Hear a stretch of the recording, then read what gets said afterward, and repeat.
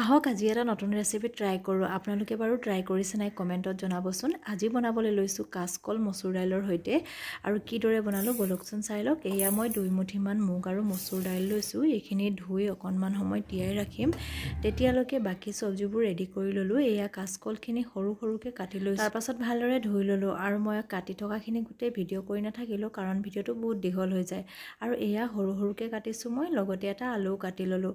তাৰপিছতে এইফালে লৈছোঁ মই এটা বিলাহী আৰু এটা জলকীয়া আৰু লগতে অকণমান পিঁয়াজ আৰু এয়া আদা আৰু নহৰু অকণমান খুন্দি লৈছোঁ।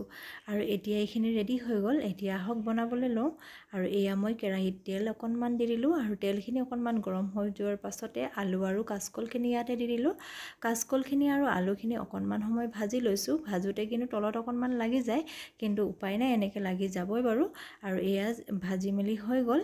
তাৰপিছত এতিয়া মই কেৰাহীখন অকণমান ধুই ল'লোঁ কাৰণ লাগি থাকিলে মানে তেলখিনি দিলে আৰু পিছত বেছি জ্বলি যায়। আৰু এয়া তাৰপিছত আকৌ অকণমান তেল দি ল'লোঁ। তাৰপিছতে প্ৰথমতে দি দিছোঁ আদা আৰু নহৰুখিনি। এইখিনি দি অকণমান সময় ভাজিম। বেছি জ্বলি যোৱাকৈ ভাজিব নালাগে, অকণমান গোন্ধ এটা ওলাই যে ধুনীয়া, তেতিয়ালৈকে ভাজিলোঁ। আৰু তাৰপিছতে এয়া মই পিঁয়াজখিনি দি দিলোঁ। পিঁয়াজখিনি দি অকণমান সময় ভাজি লৈছোঁ। পিঁয়াজখিনি কিছু সময় ভাজি লোৱাৰ পাছতে কাটি লোৱা বিলাহীখিনি দি দিলোঁ। বিলাহীখিনিৰ লগতে অকণমান নিমখ দি দিছোঁ। তেনেকুৱা কৰিলে বিলাহীখিনি সোনকালে গলি যায়।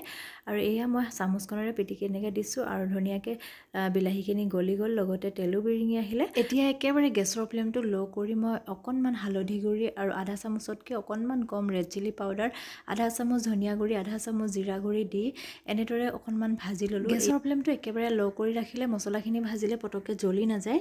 আৰু এয়া মছলাখিনি ভাজি হৈ যোৱাৰ পাছতে তিয়াই ৰখা দাইলখিনি দি দিলোঁ। দাইলখিনি দি পুনৰ 3-4 মিনিটমান এনেদৰে ভাজি ল'লোঁ। আৰু তাৰপিছতে দি দিলোঁ কাচকল আৰু আলুখিনি। আৰু এতিয়া পুনৰ এইখিনি ভালদৰে মিক্স কৰি কিছু সময় ভাজি ল'ম। ঢাকনিখন নলগোৱাকৈয়ে ভালদৰে অকণমান সময় এনেদৰে ভাজি ল'লে চব্জিখন খাবলৈ বেছি টেষ্টি হয়। আৰু এয়া মই প্ৰয়োজন মতে নিমখ দি দিলোঁ। আৰু নিমখ অকণমান প্ৰথমতে দিছিলোঁ, সেইকাৰণে অকণমান চাই অকণমান কমকৈ দিব। তাৰপিছত এয়া ঢাকনিখন লগাই কিছু সময় অকণমান ভাজি ল'লোঁ। আৰু এয়া ভালদৰে ভাজি হৈ গৈছে। আৰু এতিয়া মই ইয়াতে দি দিম গৰম পানী। পানীখিনি অকণমান বেছিকৈ দিব লাগিব কাৰণ দাইলখিনি সিজিবলৈ বাকী আছে। এতিয়া পুনৰ ভালদৰে লৰাই দিলোঁ আৰু ঢাকনিখন লগাই 10 মিনিটমান মিডিয়াম টু ল' ফ্লেমত ভালদৰে সিজিব দিম। এতিয়া চব্জিখিনি সিজে মানে মই অকণমান মান ধনিয়া লৈ আহিলোঁ বাৰীৰ পৰা। আচলতে আমাৰ মায়ে ৰোৱা আছিলে, ভাল যে আছিলে, নহ'লে বা আকৌ পাবলৈ দিগদাৰ নহয় আজিকালি মান ধনিয়া। আৰু এই চব্জিখনত অকণমান মান ধনিয়া থাকিলে মানে বেছি ভাল লাগে আৰু গোন্ধটো বহুত ধুনীয়া ওলায়। যদি মান ধনিয়া নাথাকে তেতিয়াহ'লে নিদিলেও হ'ব বা ধনিয়া পাত অকণমানো দি দিব পাৰে। আৰু এয়া দাইলখিনি ভালদৰে সিজি গ'ল। আৰু এতিয়া মই পুনৰ অকণমান লৰাই দিলোঁ আৰু এয়া ওপৰৰ পৰা মান ধনিয়াখিনি দি দিলোঁ। মান ধনিয়াখিনি দি পুনৰ অকণমান লৰাই দিছোঁ।